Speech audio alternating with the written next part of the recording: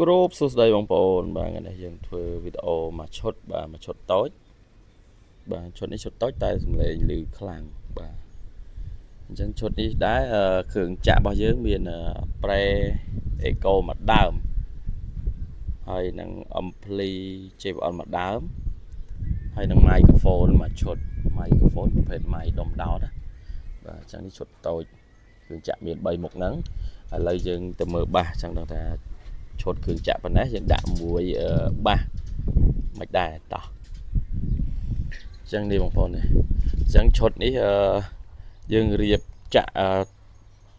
ឈុត4ទឹកដប់អញ្ចឹងឈុតនេះយើងអត់មានសាប់ទេណាដោយសារយើងចាក់4ទឹកដប់នេះវាមានសាប់មានសង់នៅមួយគ្នាហើយអូខេស្អាតបងប្អូនអញ្ចឹងឈុតប៉ុណ្ណេះយើងលក្ខណៈគ្រួសារមួយអាមបងប្អូនណាបាស Bluetooth ត្រឹម6 700យកមកចាក់អត់ឈ្នះបាទឈុតប៉ុណ្ណេះទេបាទឈុតនេះតម្លៃធូរទេជាមួយខ្ញុំដាក់តម្លៃឲ្យអញ្ចឹង Opler ខាងក្នុងបាទ IFS 4ទឹកកោស5អេក្រួយ750ប្រភេទចំណាញ់ស៊ីនហ្នឹងបងប្អូនគ្រាន់តែវាមកទឹកវាមិនស្អាតដូចថ្មីទេហើយធុងប្រភេទកាមញ៉ៃតែកាមញ៉ៃស្អាតអត់ទាន់មានលហែកអីលហុយអីច្រើនទេវាបាទនៅសំរុំអាចប្រើប្រាស់បានអញ្ចឹងណាឈុតនេះសំឡេងអែមបងប្អូនបាទយើងច្រៀងក៏បានស្ដាប់ក៏បានគឺព្រោះហ្មង